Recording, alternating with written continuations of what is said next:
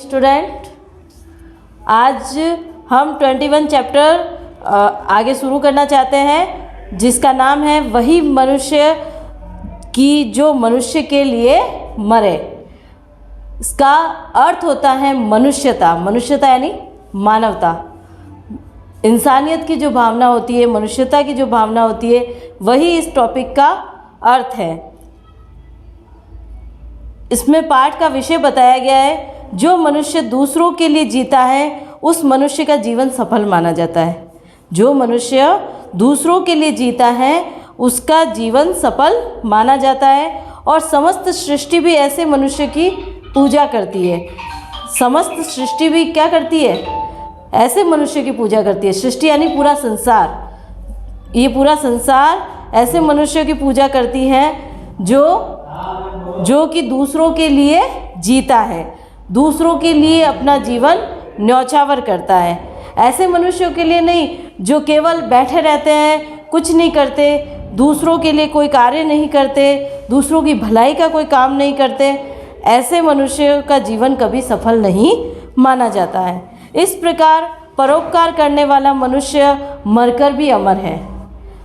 यदि कोई मनुष्य परोपकार करता है, दूसरों पर उपकार करता है, दूसरों की भलाई का कार्य करता है, तो वह मरकर भी अमर बनता है। वो एक बार मर भी जाए फिर भी लोगों की यादों में हमेशा वो जिंदा रहता है। लोग उसे हमेशा याद करते हैं। जैसा कि इस पाठ का टॉपिक है, वही मनुष्य है कि जो मनुष्य के लिए मरता है। वही इस संसार में मनुष्य है, वास्तव में मानव है जो कि मनुष्य के लिए मरता है। तो मैंने यहाँ कुछ पद यहाँ लिखे हुए हैं जो मैं आपको समझाना चाहती हूँ। और इसके कवि है मैथिली चरण गुप्त। कौन है? मैथिली चरण गुप्त। उनकी कुछ पंक्तियाँ यहाँ दे रखी है जिनको मैं आपको समझाना चाहती हूँ। तो विचार लो कि मृत्यु हो ना, मृत्यु से डरो कभी। मरो परंतु यों मरो कि याद जो करे सभी। हुई ना यों सुमृत्यु तो वृथा मरे, यूं हुई ना यों सुमृत्यु तो वृथा मरे, वृथा जिए। मरा नहीं वही कि जो जिया न आपके लिए। ये पशु प्रवृत्ति है कि आप ही चरे। वही मनुष्य है कि जो मनुष्य के लिए मरे। तो यहाँ पर जो ये है मृत्यु और वृथा शब्द, इसका मैं अर्थ यहाँ लिख रही हूँ। मृत्यु का मतलब होता है, मृत्यु का मतलब होता है मरा हुआ, मरा हुआ या मरने योग्य। यूँ लिख दो, मरने योग्य। ठीक है। दूसरा है वृथा। वृथा का मतलब होता है व्यर्थ या बेकार भी जिसे कह सकते हो आप। ठीक है, व्यर्थ या बेकार।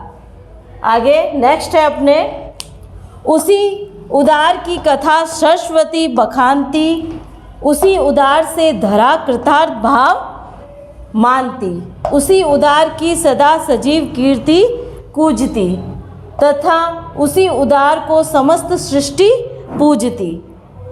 अखंड आत्मभाव जो असीम विश्व में भरे, वही मनुष्य है कि जो मनुष्य के लिए मरे। ठीक है। तो इसमें भी जो रेड मार्कर से लिखे हुए हैं उसके अर्थ लिख रही हूँ मैं यहाँ। बखानती, बखानती का अर्थ होता है प्रशंसा करना।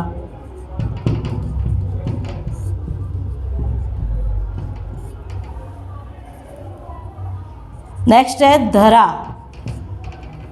धरा का अर्थ है धरती। और फिर है असीम, जिसकी कोई सीमा ना हो।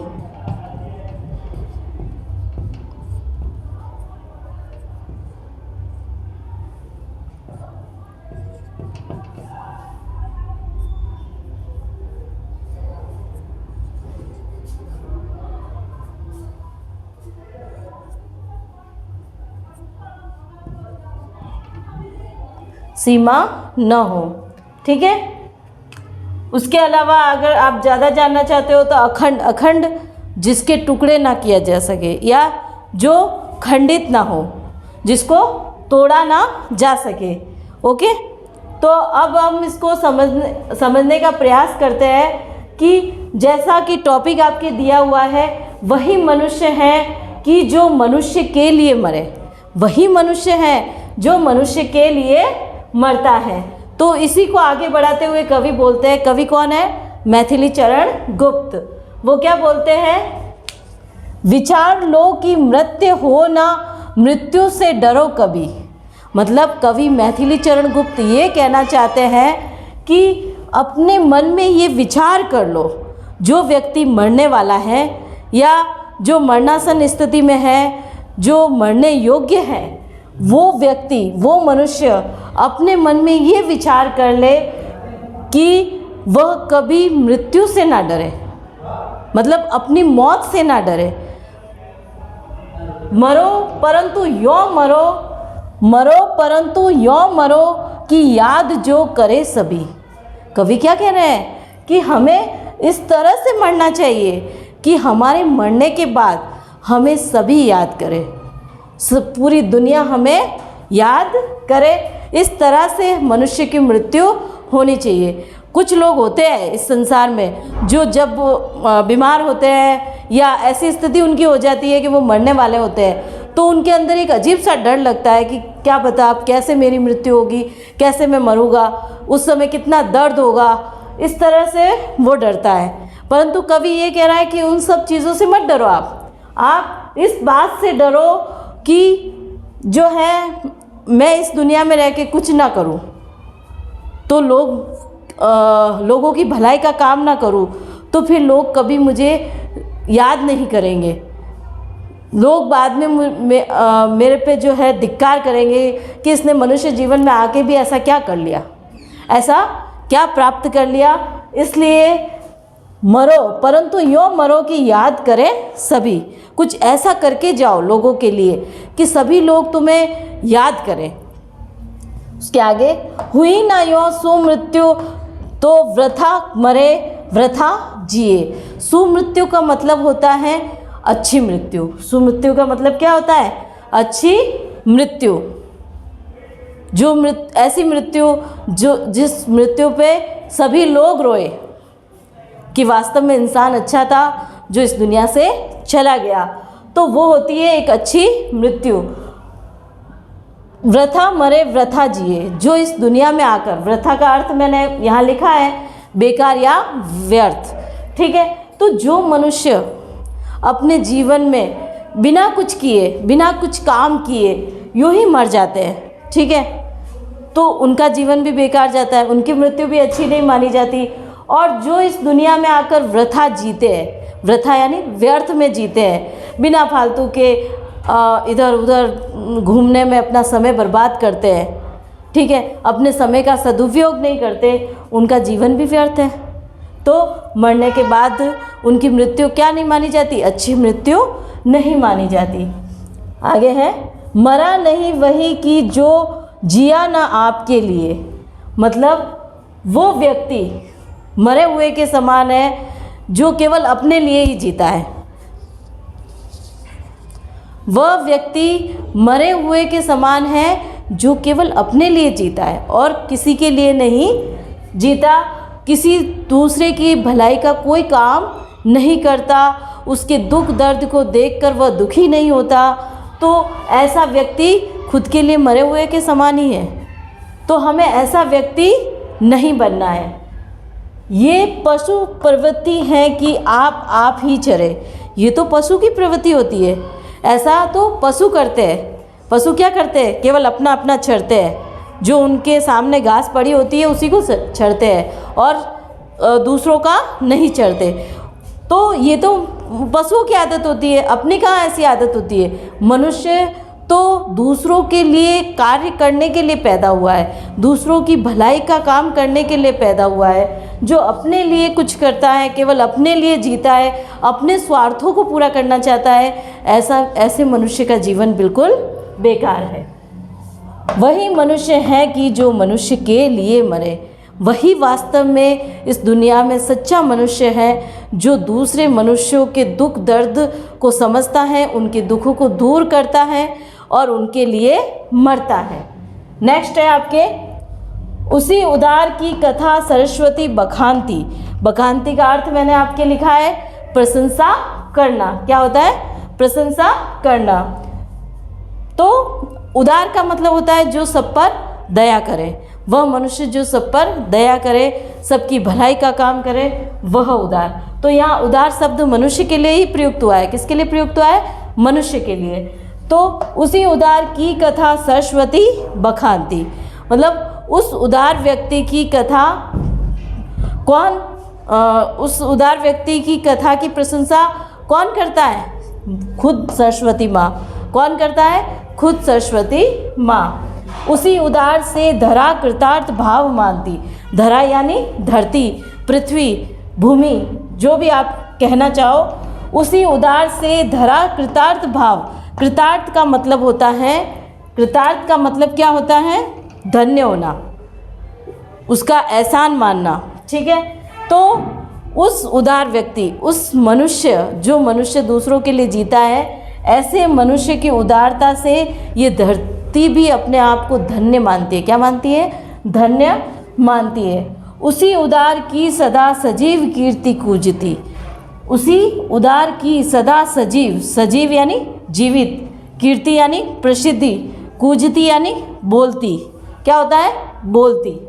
ठीक है, तो वही जो उदार मनुष्य है, जो दूसरों की भलाई का काम करता है, दूसरों की अच्छाई का काम करता है, दूसरों के लिए जीता है, ऐसे व्यक्ति की, ऐसे मनुष्य की उदारता की सजीव, जीवित, प्रसिद्धि बोलती है। वो हमेशा इस जीवन में, इस संसार में जीवित रहता है। भले वो मर भी जाए, फिर भी उसकी प्रसिद्धि, उसकी कीर्ति हमेशा बोलती है। ठीक है, उसे लोग सब याद करते हैं। तथा उसी उदार को समस्त सृष्टि पूजती। मतलब उसी उदार, उदार कौन? वही मनुष्य जो दूसरों के लिए मरता है, दूसरों के लिए कुछ करता है, उसी को समस्त सृष्टि, समस्त सृष्टि यानी पूरा संसार जो है पूजता है। क्यों पूजता है? क्योंकि वो तो मानवता का धर्म अदा करता है, वो मानवता का धर्म निभाता है और वो दूसरों से प्रेम करने का कार्य करता है। आगे देखो, अखंड आत्मभाव जो असीम विश्व से भरे। मतलब अखंड मतलब अखंडित। ऐसा मनुष्य जो दूसरों में जो है इतना आत्मभाव, अपनापन भर दे कि वो केवल क्या करे? दूसरों के लिए ही जिए।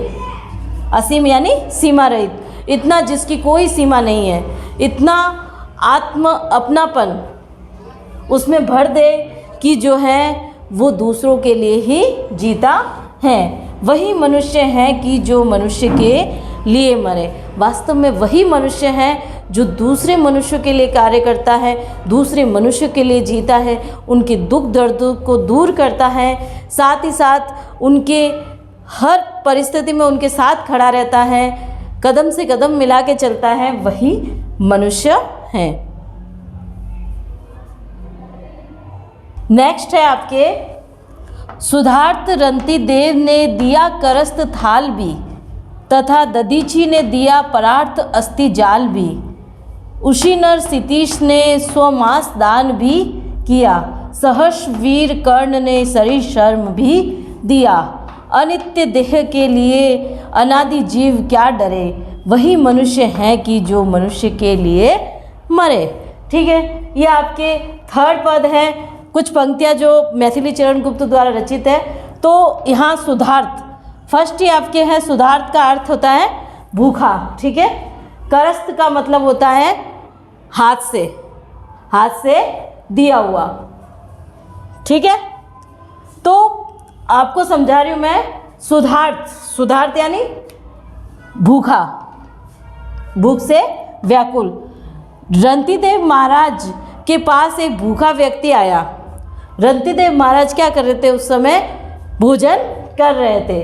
तभी वो भूखा व्यक्ति रंतिदेव से विनती करने आया कि मैं भूखा हूँ। तब उस भूखे को रंतिदेव ने अपना भोजन अपने हाथों से, वो भोजन की थाल ऐसे कैसे किसको दे दी? उस भूखे को दे दी। तथा दधीची ने दिया परार्थ अस्ति जाल भी। एक महान ऋषि हुए थे दधीची, जिसने जो है क्या कर दिया था? देवताओं की भलाई के लिए, देवताओं की भलाई के लिए अपनी अस्थियों यानी अपनी हड्डियों को जो है उनको दान कर दिया था। जब युद्ध हो रहा था देवलोक में, उस समय दधीची जो ऋषि थे उनकी अस्थियों से एक व्रज बनाना था, जिससे कि क्या हो सके? उस एक दानव था उसकी मृत्यु हो सके। इस कारण से जो है उनकी हड्डियों की आवश्यकता थी। तो इसलिए जब देवताओं ने उनसे विनती की कि हमें आपकी हड्डियों की ज़रूरत है, तो सहर्ष खुशी खुशी दधीची ऋषि ने अपनी हड्डियाँ उनको दे दी। नेक्स्ट है, उशीनर सितीश ने स्वमांस दान भी किया। उसी प्रकार उशीनर नाम का एक राजा हुआ जिसने अपना खुद का मांस दान में कर दिया। किसके लिए? एक कबूतर के लिए, एक कबूतर की रक्षा के लिए जो है खुद का मांस। एक बाज जो उड़ता उड़ता आया और उस कबूतर को क्या करना था? खाना चाहता था। तो उस कबूतर को बचाने के लिए उसने क्या कर दिया? अपना मांस जो है उस बाज को दे दिया। सहर्ष वीर कर्ण ने शरीर शरण भी दिया। और जो कर्ण तो आप सभी जानते हो, महाभारत में जो कर्ण हुए, उस कर्ण ने क्या कर दिया था? खुशी खुशी जब इंद्र भगवान ने उनकी परीक्षा ली और परीक्षा लेने के लिए आए, तब जो है खुशी खुशी उस कर्ण ने इंद्र को जो है अपने कवच और कुंडल दे दिए थे। ठीक है, इतना दानवीर था वो। तो कवि यही कहना चाहता है कि अनित्य देह के लिए अनादि जीव क्या डरे। मतलब ये शरीर, देह यानी शरीर, देह का मतलब क्या होता है? शरीर। आगे, अनित्य जो हमेशा ना रहे, जो हमेशा न रहे। ठीक है, तो कवि क्या कहना चाहता है कि अनित्य देह के लिए अनादि जीव क्या डरे। ये देह, ये शरीर, ये क्या हमेशा के लिए तो नहीं रहने वाला, एक ना एक दिन तो इसकी मृत्यु होने वाली है। तो अनादि जीव, अनादि यानी हमेशा रहने वाला, तो जीव यानी आत्मा। तो जो आत्मा हमेशा रहने वाली है, हमेशा जीवित रहने वाली है, वो आत्मा इस शरीर के लिए, नश्वर शरीर के लिए क्या चिंता करे? वो तो वैसे ही मिट्टी में मिलने वाला है। तो कवि यही कहना चाह रहा है कि वही मनुष्य है कि जो मनुष्य के लिए मरे। तो यहाँ कुछ उदाहरणों के द्वारा उसने समझाया है कि किस प्रकार बहुत से ऐसे राजा हुए, ऋषि हुए, ठीक है, जिन्होंने दूसरों की भलाई के लिए अपने शरीर, अपने मांस, अपनी हड्डियों तक का दान दे दिया। ठीक है, नेक्स्ट है, सहानुभूति चाहिए महाविभूति है वही। सहानुभूति यानी दूसरों के प्रति सहानुभूति, दूसरों के प्रति उदारता रखने वाला मनुष्य। महाविभूति का मतलब होता है महान उपलब्धि। क्या होता है? महान उपलब्धि। ठीक है, तो कवि ये कहना चाहता है सहानुभूति चाहिए महाविभूति है यही। मतलब जो व्यक्ति दूसरों के प्रति सहानुभूति रखता है, उदारता रखता है, वही इस संसार में महान व्यक्ति होता है और वही महान उपलब्धि प्राप्त करता है। वशीकृता सदैव है बनी हुई स्वयं मही। मही का मतलब होता है धरती। क्या होता है? धरती। तो वशीकृत यानी वश में रहना।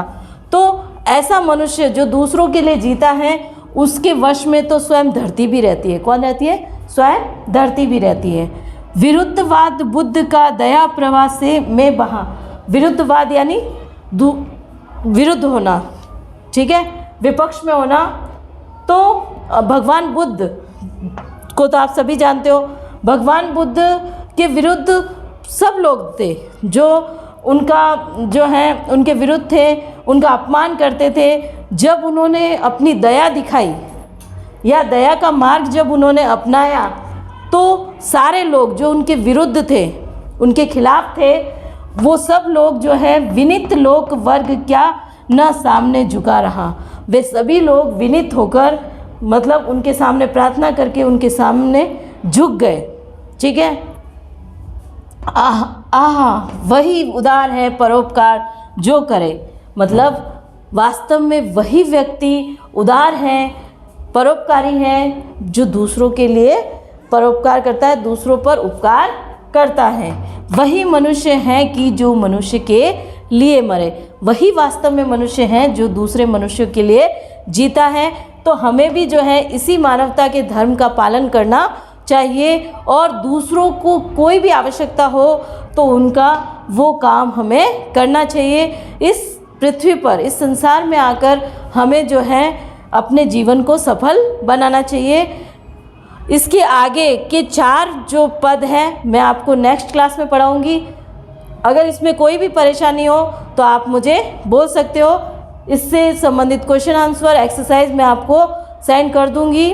और थैंक यू।